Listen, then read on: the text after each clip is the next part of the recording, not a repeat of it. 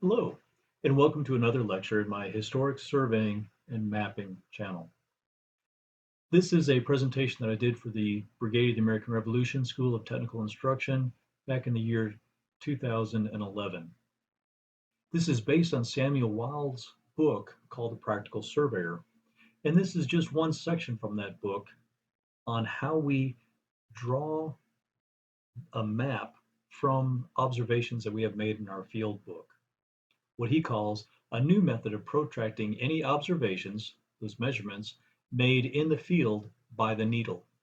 By the needle meaning using a circumferencer or a theodolite.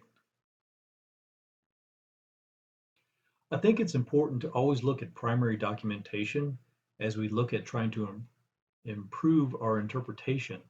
And so here we're going to look at Samuel Wyld's actual words. I think most of this I can make fairly clear. There's one part as we get toward the end, I think it's a little bit unfortunate that he chose to use a theodolite here, which we use a little bit less in our interpretations today. But I will talk about those differences of what the theodolite versus the circumferencer might mean. But let's look at his particular words, which start out with, by which a plan may be drawn in the paper from one meridian only, and all the angles therein laid down by once applying the protractor to that meridian. What he's referring to here is the fact that we're going to lay our circular protractor just one time on the paper and take all of our measurements from that. Previously, it was thought that we needed to move the protractor to the end of each line to be able to draw the next angle. That has some serious problems in trying to reorient the protractor each time we lay it down on the paper. So in this case, we are laying it down one time, taking all of our angles at once, and then by the help of a parallel rule, we can be very exact and expeditious in drawing a very accurate map from that data. We also need a circular protractor whose numbers increase in the same way as the limb of the theodolite. So the circular protractor you use should match the device that you're working with. So whether we're working in azimuths from 0 all the way around to 360 degrees, or in quadrants where we go from 0 to 90, 90 back to 0, and so forth around back to north again. In a parallel rule of convenient length, so we don't want to use one too small that we'll have to use or move multiple times. We want to move it just one time. So we need a convenient swing to the parallel rule that we have so that we're not having to walk it very far across the paper. And then we're going to draw a right line or a straight line, north-south, that is going to represent our meridian. And then we'll pick some point along that line that's going to represent 0, 0 for us. And to that point, we're going to apply the center of the protractor that we're working with and turn it until the diameter, the 0 or 360 degree to 180 line, is going to align with our meridian, north-south. I think all that makes pretty good sense up to this point. But here's where it gets a little bit different because he's using the theodolite. And that is that he's turning the protractor around so that 180, which is normally going to be south, to the northern part of our line. And that's because he's using a theodolite as opposed to a circumferencer. Let's talk a little bit about those differences before we move on. On the left-hand side of the screen, we have a representation of a theodolite. So in this case, the north-south limb is actually going to be oriented north-south. The limb that's free to move is what we're going to use to look to our next station. Because we don't want to have to walk around the device to look at what the angle would be on the northern side or the top side of that rim, we're going to look at the number on the south side. That's where it goes upward from 180 degrees toward 360 at the north. So we're increasing from 280. It's only a little ways off, so that's going to be, in this case, 207 and a third degrees, or 20 minutes. out of the total of 60 minutes. On the right-hand side, I'm showing a more traditional circumferter. In this case, the needle is going to go north-south, and we're going to move the limb with the sight vanes toward our object, the next station that we're looking at. So although it says north and south on the device, it's actually going to be referencing the corner that we're looking at. And so the needle is going to be pointing, in this case, a complementary angle there might be 337 and a third degrees or 20 minutes. Another way to look at that, if our device is not measuring in azimuths, is to look at it in quadrants. So it might be north 22 and 2/3 degrees or 40 minutes. And here's another place where it gets tricky because we're looking east. Although the needle is in the northwest quadrant of our circumferter, we're actually looking to the northeast because it's that north-south line that's actually pointing to our corner that we're looking at that's falling to the right of our north-south line, that meridian. So it's actually in the northeast quadrant that we're looking. So we need to make sure to invert east and west as we're looking at that. And that's why a lot of, especially American devices, particularly into the 19th century, tended to invert east and west on the face of their circumferter. So we see north-south in their typical orientation, but east-west inverted because it makes it easier to read the needle because it would actually be engraved on the face as being the northeast quadrant, and we don't have to do any sort of inversion. If we were backsighting, we do have to note that we both invert both north-south as well as east-west in this case. But getting back to Wyld's work, the protractor being held in this position, so we're talking about laying it along that meridian, and we're going to orient it where north is actually going to be looking towards south, or 360 degrees is toward the south, so that we can read that 207 degrees off of the protractor correctly. So here's a description of that protractor laid along that north-south meridian line with the center point being at my 0 point. And now we can see that if we read 207 degrees, it is going to be going correctly into that northeast quadrant because we were reading off the southern limb of the theodolite. Now, if we were using a circumferter instead, and we had the 22 and 2/3 degree, we would simply spin that protractor around and we'd be reading the 22 and 2/3 degrees from there. We'd come up with the same exact line.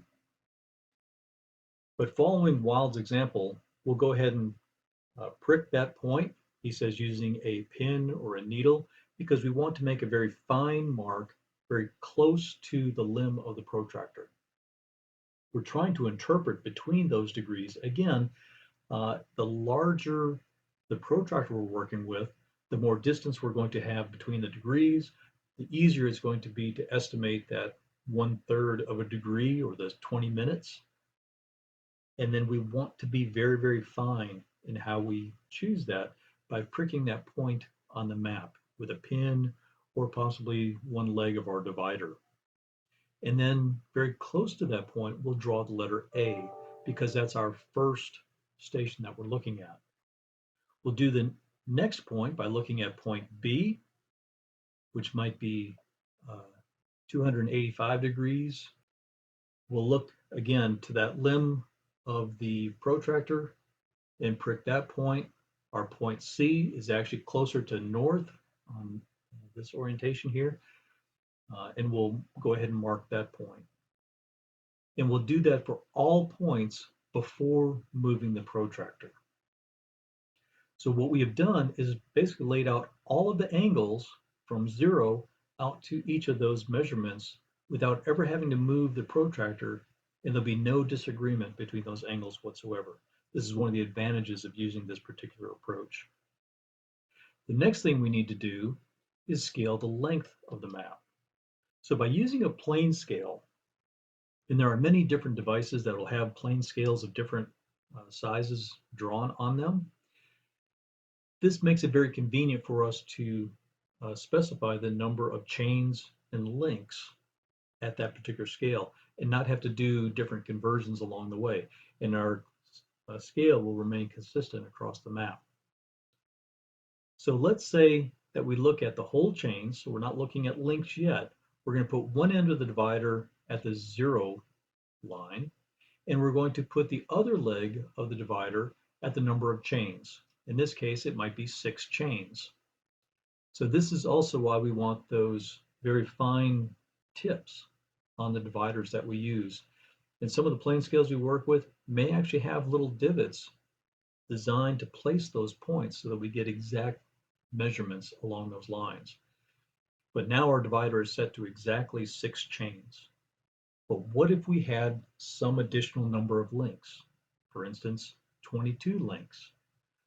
We'll need to add to the 6 chains these additional links. We do this by using this end of the scale. And sometimes you'll see this at either end of the scale. Sometimes one is half the size of the other because we're using two different scales on the same plane scale. We want to make sure we always work with the same end for our links. So now we'll take our divider, which is at 0, and we want to move it out to the appropriate number of links. We start out by using the top scale to get our tens of links. So if we were looking at 22 links, 20 is going to be the tens, so we'll move out to that diagonal line. The reason the line is diagonal is because that's how we're going to get our individual links. So once we move out to the 20 line, we would then move down to the 2 line with the entire divider. So both the left and right legs are going to be on that second line down to get the exact length. So now we would have 6 chains and 22 links overall. Just looking at this again, let's try another example. Let's say 64 links. What we would do is move our divider out to the 6 on the top scale because that's the 60, but then we move the entire divider down to the 4 line so that we get 64 links instead. So this is a very simplified way to not have to approximate the number of links. We have an exact measurement at that particular scale to get all the way down to an individual link. And then we can take this divider and move it over to our map by placing one leg of the divider at our 0, 0 point, and the other leg of the divider will go up to our point A, so somewhere along that line of OA, to find the exact endpoint that we can then prick on the map so we know the scaled length of the line at that particular angle. Great, we have the first line drawn. Now we need to draw the second line. We have the angle already drawn from 0 to B, but it's in the wrong place. We need to move that line parallel from where it is up to the end of the line above it. So what we're going to do now to get that 285 degrees, 10 minutes, moved up to the end of line A is going to be using a parallel rule. So in this case, one leg of the parallel rule will be on the line OB from our original drawing, and then moving the parallel rule so that the other leg is at the end of point A, and now we can draw our next construction line. And then going back to our scale again, whatever that distance is, we can set our divider to that particular scale, and then with one leg at point A, the other leg could then prick the paper at point B, so we have the exact length of that line. And we'll continue doing the same thing for each additional line by moving the parallel rule from OC in this case, with one leg and then opening the rule to bring it to the end of point B. So we have that parallel construction line. Again, we will scale based on the distance, prick the map, draw the line in, and continue this process all the way around to our last line, which then closes the map, and we have a scaled drawing of our area. So now that we've made that simple, it's your turn to go and start practicing. Thank you.